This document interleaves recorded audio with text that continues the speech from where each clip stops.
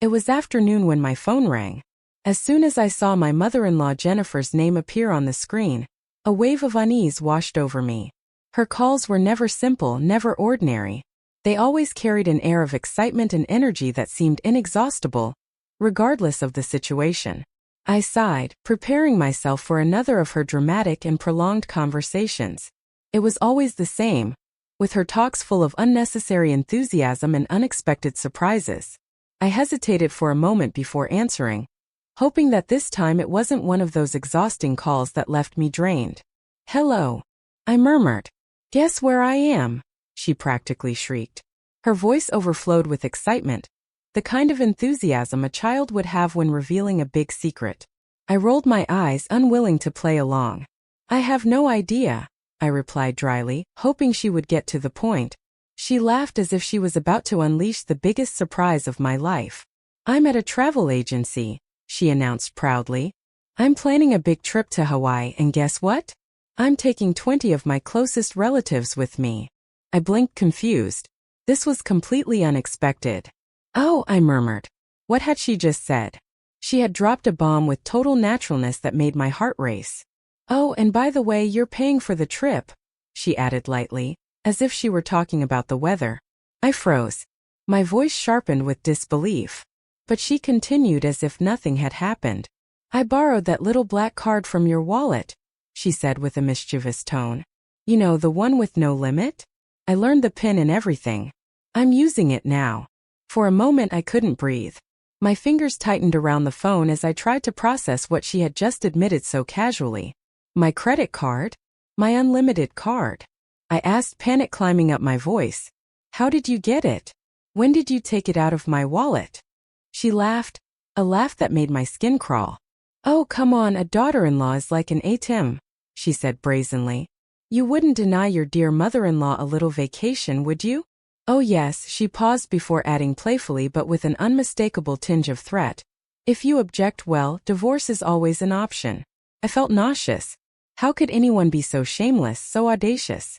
The call ended shortly after, but the fear stayed with me, coiling in my thoughts like a snake. Something about this felt terribly wrong.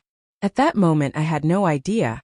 But that call was just the beginning of something much worse than I could ever have imagined. For weeks I felt a distance forming between my husband, Daniel, and me. It was as if an invisible wall had been erected between us, growing taller each day. He had always been a family man, someone who prided himself on being present, helping around the house, and spending time with our son, Scott. But lately he felt distant. The warmth in his eyes had faded. His laughter, once so frequent, was now rare. The fluid conversations we used to have had become forced, tense, as if he carried a secret that at first he couldn't share. I tried to ignore that uncomfortable feeling, convincing myself I was just imagining things. Maybe he was stressed about work. We all go through rough patches, right? But as the days passed, I could no longer deny it. His behavior had changed, and the more attention I paid, the more suspicious it seemed. Daniel started coming home late more frequently. At first, I believed him when he said he had to stay longer at work. But when I checked his paychecks, the numbers didn't match. If he was working overtime, why was his salary still the same? That's when my doubts grew stronger. And then the little signs started appearing. He checked his phone more frequently, always tilting the screen away from me. If I asked him who he was talking to, he'd dismiss it with a casual, "Just a friend from work." But the way he avoided my gaze, the way he brushed me off, everything felt wrong. Then came the weekend outings. Daniel, who previously preferred to stay home with us, suddenly had plans, always last minute, always vague. One night I decided to test him. "Why don't we take a family trip next week?" I suggested, striving to sound casual and excited. His response was immediate, too immediate. "I can't," he said too quickly. I frowned. "Oh? And why is that?" I ran into an old school buddy. "We're going to catch up this weekend." I raised an eyebrow. "Who?" "Just a guy," he replied almost defensively. "Nothing to worry about." It was that extra reassurance that tied a knot in my stomach. Why would he feel the need to clarify that it was a man? The detail felt forced, unnatural, as if he was trying too hard to make me believe something. That night I couldn't sleep. My mind raced with doubts.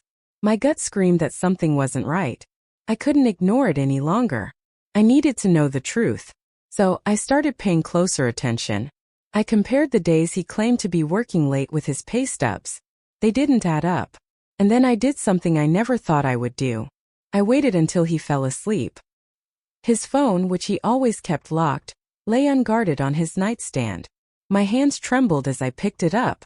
My heart pounded as I unlocked it. As I scrolled through his messages, what I found shattered me. He wasn't meeting up with an old school buddy. He was seeing a woman. The evidence was undeniable. Late-night messages, intimate words exchanged between them, pictures, secret plans, conversations full of hidden meanings, stolen moments. My fingers trembled as I swiped the screen, each message cutting deeper than the last. I felt a tightness in my chest. My breathing became shallow. It was as if the ground had disappeared beneath my feet, leaving me in free fall, in an abyss of betrayal and heartbreak.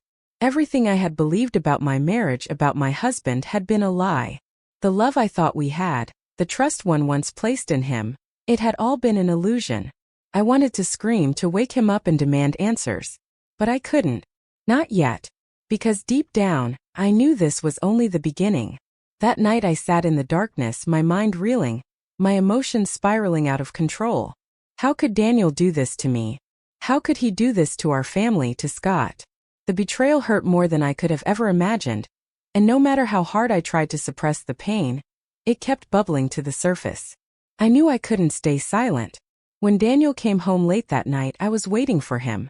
My hands were steady, my voice calm, but in my tone, there was an unmistakable coldness, one that not even he could ignore. I can't pretend anymore. We need to talk, I said, locking my gaze on his. He stopped at the door, his hand still on the knob. What's wrong? He asked, feigning innocence, but I saw a flicker of nervousness in his eyes. I took a deep breath, tightening my fingers around the stack of printed messages I had gathered.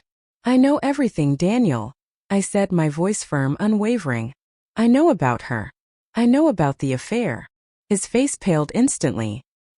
His eyes widened as he saw the papers in front of him. But what surprised me most wasn't his guilt. It was his reaction. He didn't look ashamed. He didn't even look remorseful. He just looked surprised, as if he'd never expected me to find out. I stared at him, waiting for some explanation, some shred of remorse. But he just stood there, silent.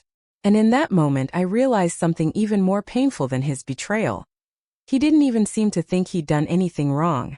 I felt a lump form in my throat as the weight of it all sank into my chest. My marriage was crumbling before my eyes, and the man I had once trusted with all my heart now felt like a complete stranger. I thought that Jennifer's call had been the start of my nightmare. I was wrong. This was just the beginning. He didn't apologize. Instead of showing even a sliver of remorse, he tried to justify his actions. It's not my fault, he said with frustration, his voice dry, almost defiant. You were always too busy with work. You neglected me. This isn't just my fault, it's yours too. I stared at him, trying to process the absurdity of his excuse. I didn't know whether to laugh at the ridiculousness of the situation or cry at the betrayal. How could he blame me for his infidelity?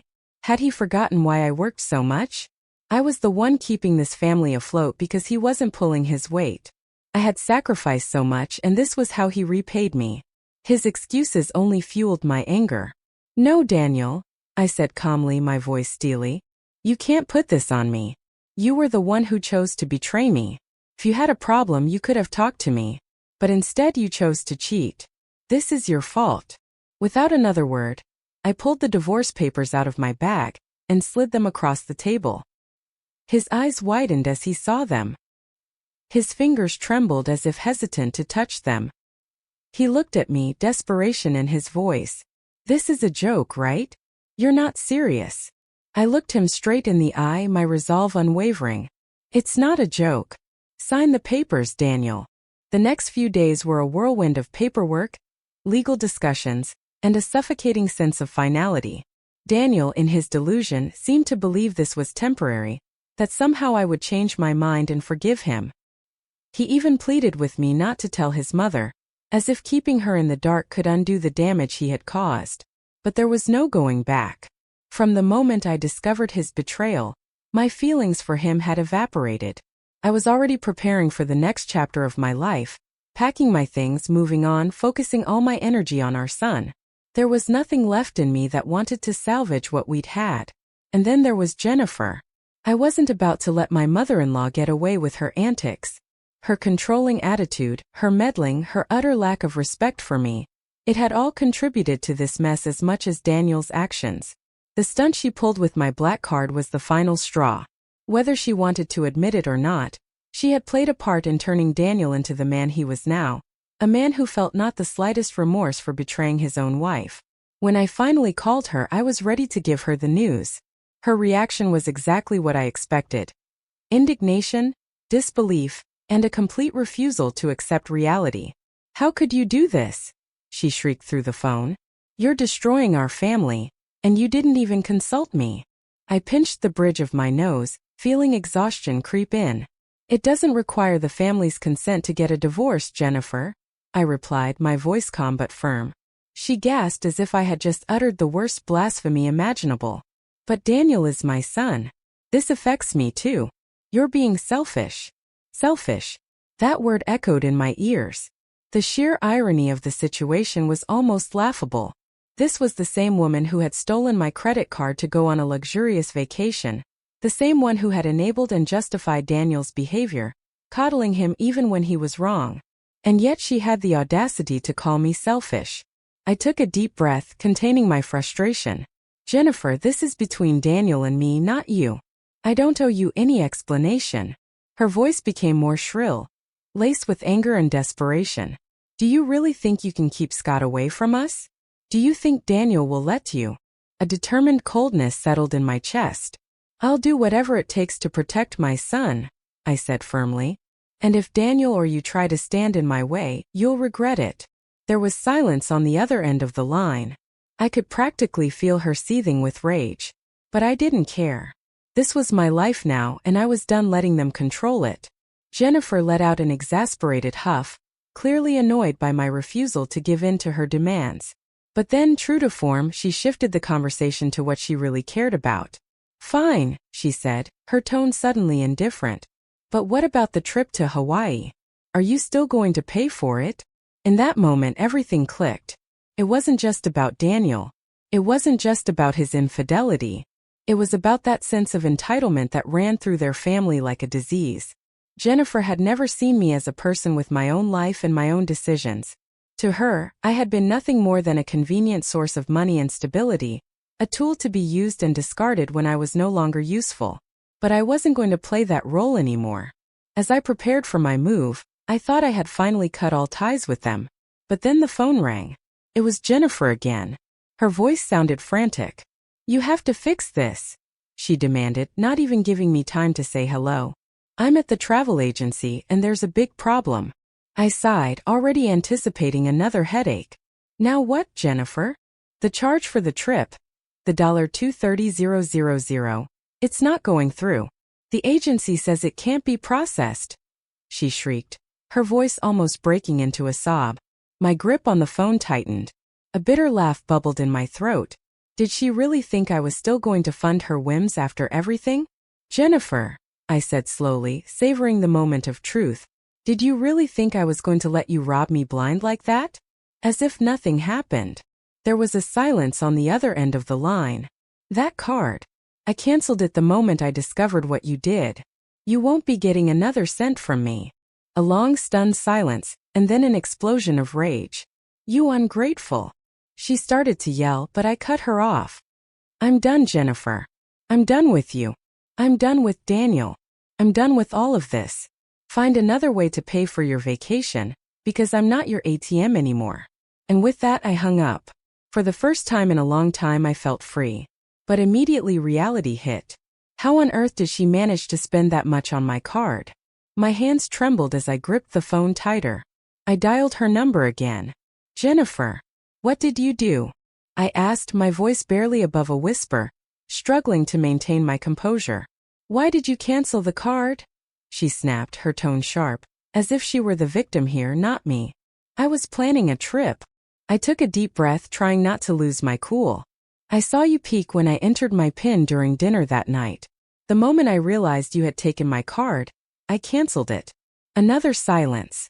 Jennifer clearly hadn't expected me to notice, much less take action before she could get away with it. I could hear her family murmuring in the background, pressuring her to fix the situation, but I wasn't playing their game anymore. I had moved on emotionally, focusing on getting away from Daniel and his family for good. I was exhausted, drained by all the drama they had dragged me through. And just when I thought I could finally have a moment of respite, the front door burst open. Jennifer stormed into the room, her face twisted with fury. "You have to fix this," she screamed. "You have to pay for the trip." I crossed my arms and stared at her in disbelief.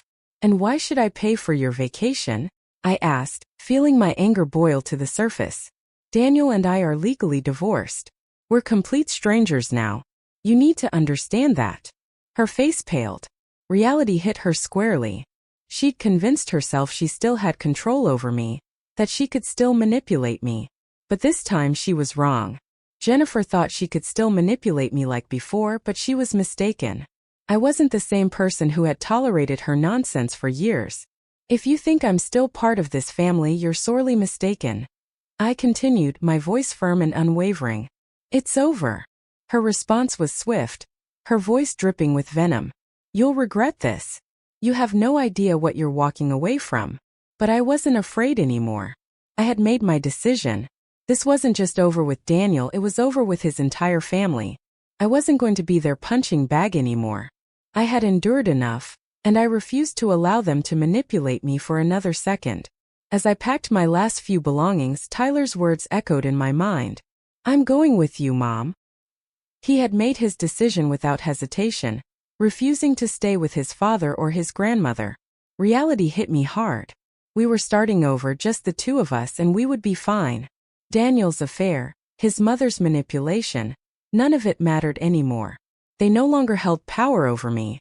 Jennifer's attempts to guilt-trip me were in vain, and I didn't even bother responding to her increasingly desperate messages and calls.